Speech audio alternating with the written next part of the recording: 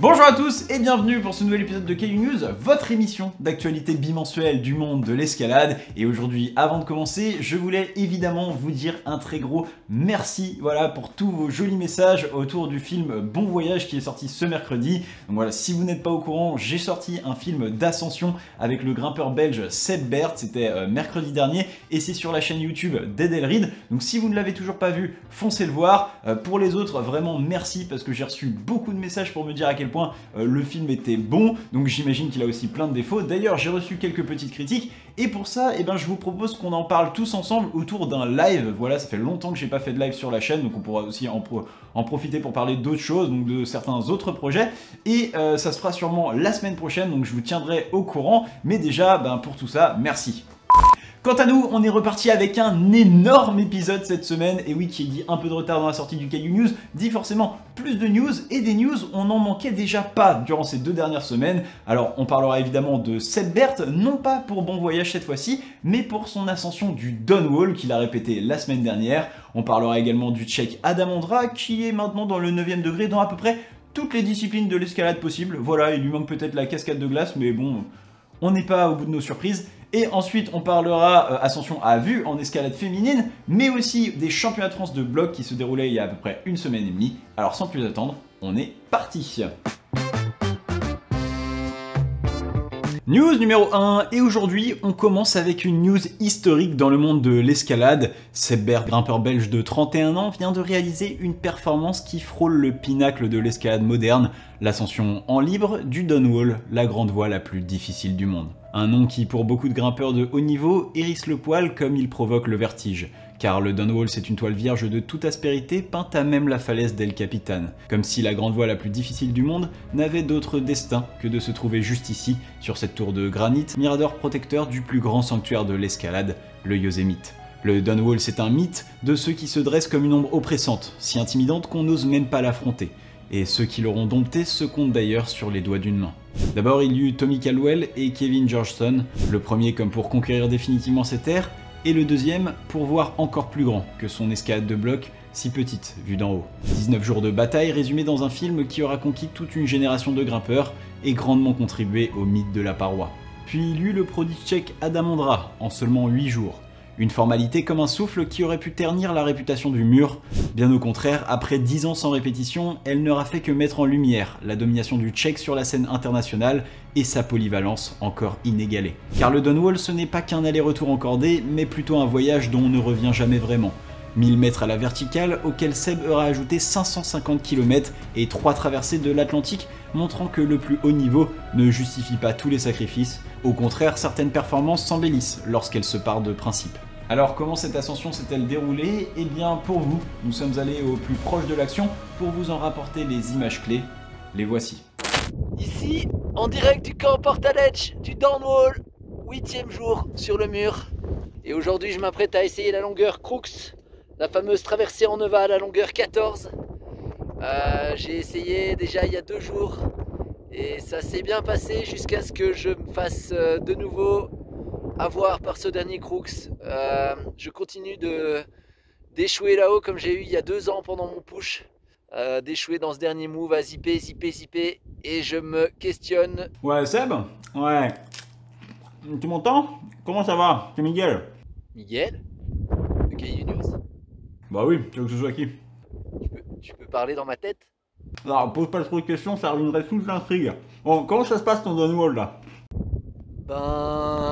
Ouais, c'est bien ce que je pensais. Bon, écoute, j'ai 2-3 conseils pour toi. Déjà, est-ce que t'as bien pensé à monter tes pieds?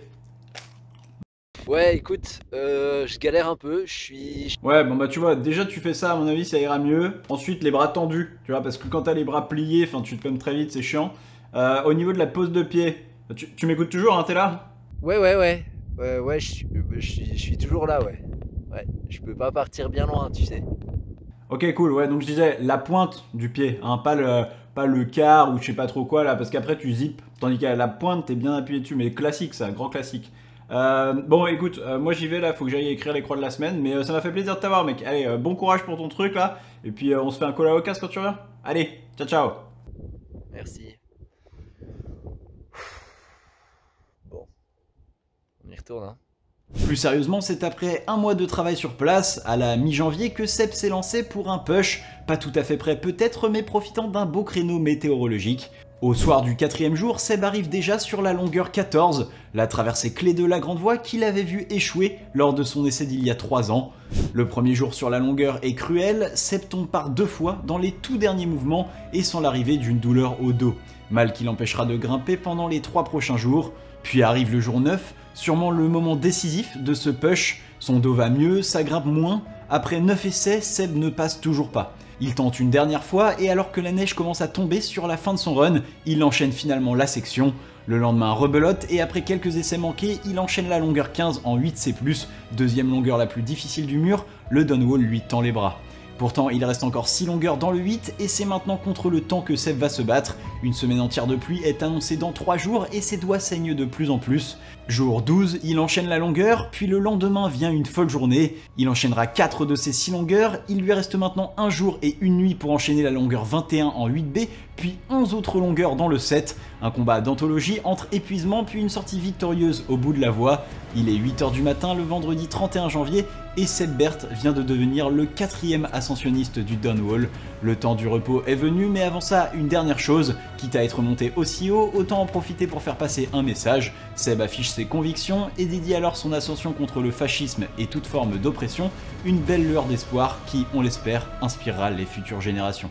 News numéro 2, c'est officiel, plus rien ne résiste à Adam Ondra. Champion du monde de difficulté, 2 blocs, multiple vainqueur de Coupe du Monde, 9C voix, 9A en grande voie, 9A en escalade traditionnelle et maintenant 9A bloc. Le Tchèque vient de répéter le bloc soudain seul dans la forêt de Fontainebleau. Vous imaginez être Adam Ondra, comme ça tous les jours tu coches un petit peu ta liste d'accomplissements personnels. Ouais, regardez la mienne, elle est là-bas, ça fait 5 ans qu'elle a pas bougé.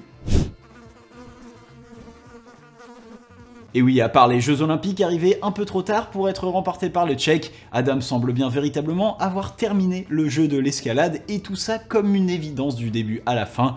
Car depuis ses premiers pas jusqu'à soudain seul, rien ne semble vraiment avoir résisté au Tchèque. Alors il y eut quelques némésis comme la voie Perfecto Mundo 9B+, oui, mais pour lui, l'escalade a toujours transpiré la facilité. Et là encore, se mettant sérieusement au bloc cet hiver, Adam n'aura mis que 5 sessions en tout et pour tout pour enchaîner soudain seul. Concernant la cotation du bloc d'ailleurs, on rappelle que celui-ci est le seul des 9A à déjà avoir été proposé à la décote par Nico Pellerson. Et bien Adam lui ne tranche pas puisqu'il dit ne pas vraiment avoir assez d'expérience à ce niveau de bloc pour avoir un avis éclairé, mais se permet tout de même de suggérer que le bloc se trouverait quelque part entre le 8C+/9A et le bas du 9A. Ah, et d'ailleurs, je vous le dis, mais moi dans l'émission, j'ai pris la décision d'arrêter de considérer les slash. Je veux dire, on est déjà dans un système avec des cotations intermédiaires, donc je trouve que si on continue, on va se retrouver avec des 9B/+3/4, mais seulement sous 18 degrés. Ça n'a aucun sens. Enfin, cette ascension vient presque corriger une anomalie persistante en plaçant encore le Tchèque tout en haut d'un nouveau domaine, et on espère évidemment que ce ne sera pas la dernière fois. News numéro 3, il y a quasiment 2 semaines maintenant ont eu lieu les championnats de France de bloc 2025. La compétition nationale la plus importante de l'année est déjà décisive pour une qualification en Coupe du Monde. Chez les femmes, en l'absence de Fanny Gibert ou Zélia Havzou, la grande favorite Oriane Berton aura régné sur la compétition. En finale, elle dominera ses dauphines Selma El Hadjmimoun et Agathe Callier avec 3 tops et au terme d'une dernière coordination qu'elle sera la seule à topper. Chez les hommes, c'est Adrien Lemaire qui remportera le titre de champion de France 2025, un protagoniste discret et pourtant ô combien régulier, puisqu'il s'agissait là de sa 4e finale en 4 ans, une finale d'ailleurs extrêmement serrée dans laquelle Adrien prendra l'avantage sur le bloc numéro 2, une dalle qu'il flashera, tout juste suffisant pour se retrouver à la première place. Il termine juste devant Paul Jemft, 2e, mais également Max Berton, 3e, qui se retrouve d'ailleurs sur son premier podium de bloc senior après sa victoire en jeune il y a un mois, du beau monde qu'on a hâte de revoir en Coupe du Monde d'ici quelques mois. News numéro 4, Janja Garnbret, la Slovène ultra dominatrice sur le circuit des Coupes du Monde, vient de réaliser son 3e 8C à vue sur rocher avec la voie Popolny MRK sur le site de Mijapek en Slovénie. Un style d'ascension qui signifie, on le rappelle, enchaîner une voie au premier essai, mais également sans avoir eu aucune information préalable sur la voie et ses méthodes. D'ailleurs, j'en profite pour me corriger, on avait déjà parlé d'ascension féminine à vue dans les Caillou News et j'avais dit que Janja Garnbret était la première à avoir réalisé du 8C à vue en 2021. Eh bien, c'est faux. Car en effet, 5 ans auparavant, la grimpeuse suédoise Katja Rosen avait déjà réalisé un 8C à vue avec la voie T1 full équipe. Depuis, Katja n'en avait plus réalisé et s'était vu rejoindre par la Slovène, mais aussi la Coréenne Chai Yoon-se ou encore l'Italienne Laura Rogora qui vient elle aussi d'enchaîner son 3e 8C à vue avec American Hustle 8C sur le site d'Oliana en Espagne. Un rythme d'enfer imposé par les deux grimpeuses qui semblent actuellement les candidates les plus sérieuses au déblocage du 9B+, dans l'escalade féminine outdoor.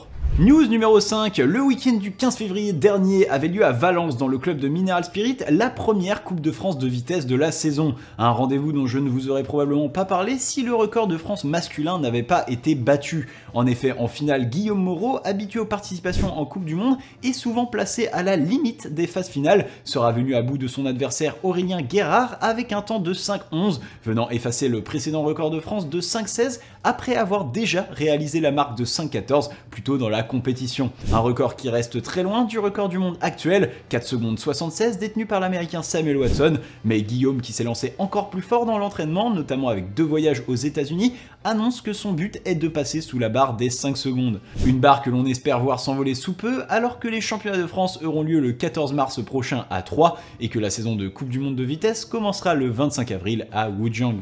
Seb Boin est en Chine, et savez-vous comment est-ce que l'on sait où se trouve Seb Boin? Eh bien c'est tout simple, il libère la voie la plus difficile du pays. Après la France, les États-Unis, l'Albanie ou encore le Portugal, le Français vient d'annoncer la libération de El Gran Cabrón 9B en Chine, un endroit qui paraît magnifique à la vue des quelques photos proposées par le falaisiste. D'ailleurs on ne sait pas combien de temps Seb restera encore sur place, mais il y a des chances pour que cela dure un petit peu, puisqu'il vient de construire un pan d'escalade au fin fond d'une grotte à Shaigeng dans la province de Guangxi. Il a construit un pan d'escalade au fin fond d'une grotte en Chine. Ne dites plus jamais que vous n'avez pas la hauteur sous le plafond. Ce n'est pas une excuse. Enfin, le Français aime décidément bien développer de nouveaux spots d'escalade de haut niveau à l'étranger, ce pour notre plus grand plaisir, et on se demande bien quelle nouvelle pépite pourrait émerger de ce voyage. Vous vous rappelez il y a 5 minutes quand je vous parlais du fascisme et que je disais qu'il y avait de l'espoir? Eh bien j'ai menti, et oui, car vous n'êtes pas sans savoir que le mois dernier, un petit individu à la face plus orange qu'une cotation pour enfants a pris le pouvoir aux États-Unis. Alors je vous rassure, on ne va pas parler politique, mais il se trouve que celle-ci régit également le cadre de notre pratique grimpistique, et outre-Atlantique, eh bien celle-ci vient d'en prendre plusieurs coups indirects. D'abord dans le Yosemite, cela fait bien des années qu'un système de réservation était en place pour accéder au parc et ainsi éviter la surpopulation. Ce système devait d'ailleurs être proposé de manière permanente via un nouveau plan en 2024, plan qui vient malheureusement d'être suspendu par l'administration Trump. Rajoutez à cela la suppression de 2000 emplois saisonniers au sein du National Park Service, qui s'occupe notamment de la gestion des sites d'escalade du Yosemite, mais aussi de la Death Valley ou de Joshua Tree, et ce à une heure où l'institution voyait déjà son budget réduit chaque année, et vous obtiendrez la vision d'un futur incertain pour l'escalade américaine. Et c'est un reste des news de qualité cette semaine, alors que Will Bosey, l'Écossais, a annoncé il y a 2 semaines avoir enchaîné son gros projet Excalibur 9B+, sur le site d'Arco en Italie. Après son trip au Japon, Will s'était directement rendu en Italie pour son projet de voie du moment, libéré par Stefano en 2023. À cette époque, Will était d'ailleurs venu travailler la voie avec l'Italien et ne l'avait jamais abandonné. C'est donc chose faite pour lui qui va pouvoir passer à autre chose, comme par exemple le bloc Terra Nova 8C+, en République tchèque, mais aussi quelques projets extrêmes de Dumbarton, son fief écossais, à moins qu'il ne se relance dans une nouvelle voie extrême, bref, affaire à suivre. Et voilà, c'est tout pour les news, et maintenant on passe aux croix de la semaine. Et on commence en Suisse où Yannick Floé enchaîne The Story of Three Worlds sur le site de Cresciano. L'Allemand bien connu pour ses finales récurrentes en compétition débloque là une belle pièce de l'escalade avec l'extension de l'emblématique The Dagger 8B+, un problème présentant un repos sans les mains au milieu, mais pas si évident puisque comme le précise Yannick, il ne l'aura pas utilisé de peur de tomber tête la première pendant le repos. Pour lui, il s'agit là de son premier bloc dans la cotation, après 3 blocs dans le 8C et un premier 9A+ voie l'année dernière. D'ailleurs, Yannick en profite également pour annoncer qu'il fera l'impasse sur les compétitions de bloc cette année qui lui donnent, selon ses mots, beaucoup trop de migraines. Et on se dirige maintenant du côté de Perl en Espagne où l'Autrichienne Eva Hammelmöller vient de cocher la voie Esclata Masters 9A, une voie longue de 40 mètres avec des profils très différents sur colonnette, mais aussi une partie haute plus technique sur les doigts qui auront convaincu la grimpeuse de la travailler. Il lui aura fallu 4 séances et 4 essais depuis le sol pour en venir à bout. Concernant la cotation, elle pencherait plus pour un 8C+/9A et elle n'est pas la première puisque sur les quelques 20 ascensions de la voie, presque la moitié des répétiteurs optent pour un 9A très soft. Et on continue dans le sud de la France, sur le site de Claret, avec l'enchaînement de Guerre d'usure, 8C par Alizé Blas, à seulement 11 ans. Et oui, vous avez bien entendu, 11 ans, et si son nom de famille vous dit quelque chose, c'est parce que son frère Théo n'est autre que le grimpeur le plus jeune à avoir enchaîné un 9A à 12 ans. C'était en 2022, depuis son record a d'ailleurs été battu par Léo Seda, un grimpeur chilien, mais visiblement la famille prend la relève chez les femmes. En effet, Alizé réalise donc là sa première voie dans la côte. Elle avait démarré le travail de la voie il y a 1 an et demi sans réelle attente. Or, après être passée très proche de l'enchaînement en mars dernier, elle aura dû prendre son mal en patience après s'être blessée et aura finalement achevé le travail cette semaine. Et des nouvelles de l'italien Stefano Ghisolfi maintenant avec son enchaînement de The Full Journey 9B sur le site de Margalef en Espagne. Stefano est en Espagne depuis quelques semaines et il s'attaque déjà aux voies les plus difficiles de la région. The Full Journey vient donc de tomber et il semble maintenant se diriger vers Sleeping Lion qu'il avait déjà essayé à quelques reprises l'année dernière. Entre ça mais également quelques passages à Oliana ou Santa Linha, l'italien risque de ne pas chômer et c'est tout ce qu'on lui souhaite. Et on se dirige maintenant sur le site de Sintra au Portugal avec l'enchaînement de Mito 8B+ blog par la britannique Shona Coxie. Un site récemment un peu en vue dans le haut niveau alors que l'écossais Will Bosey y avait aussi fait un tour. Mais pour Shona, la donne était bien différente. Après la naissance de son bébé, on croyait la multiple vainqueur du classement général de la Coupe du Monde de nouveau dans le coup avec quelques belles ascensions en bloc XT. Malheureusement, la vie ne semble pas lui avoir fait de cadeau en fin d'année dernière avec successivement une chirurgie à l'épaule, la rupture entre elle et son sponsor de longue date Adidas, mais également un autre événement dont elle ne souhaite pas parler pour l'instant. Enfin, cette ascension arrive donc comme un nouveau comeback pour elle et on lui souhaite que ça lui serve pour lancer une très belle année. Et on termine maintenant sur le site de Chironico en Suisse avec l'enchaînement de Efira par l'italien Elias Yaniema. À peine quelques semaines après sa première libération de 9A bloc The Big Slam en Italie, Elias ne s'arrête pas et en profite pour cocher cette magnifique croix libérée par Jimmy Webb. D'ailleurs, fait intéressant puisque le grimpeur aura fait une comparaison assez parlante entre les deux blocs. Pour lui, le mouvement le plus difficile d'Efira à 8C+, serait seulement aussi dur ou légèrement moins dur que les 6 mouvements les plus difficiles de The Big Slam 9A. C'est vous dire le niveau d'intensité. Au passage, il en profite pour totaliser 20 blocs entre le 8C et le 9A en faisant l'un des tout meilleurs palmarès de la planète. Et voilà, cet épisode est maintenant terminé. Alors comme d'habitude, je vous dis un énorme merci pour le soutien que vous apportez à cette chaîne. Vraiment, je reçois pas mal de petits messages en ce moment sur tout le contenu que je fais, donc c'est vraiment cool et ça fait chaud au cœur. N'hésitez pas à mettre un j'aime sur la vidéo, vous abonner à la chaîne si ce n'est pas déjà fait. Et je le dis également souvent, mais à venir nous soutenir financièrement sur Tipeee, le lien est en description. Ça me permet de vivre tout simplement, mais du coup de pouvoir créer des vidéos sans pression extérieure. Et ça, c'est ce que je préfère. D'ailleurs, il y a pas mal de choses à arriver dans les prochains mois. Je crois que je vous en ai déjà parlé, mais début mars, on va accueillir un nouveau format sur la chaîne qui viendra alterner de manière un peu irrégulière les Caillou News, mais je pense que ça va être sympa. Et sur ce, je vous dis à la prochaine. Tchuss!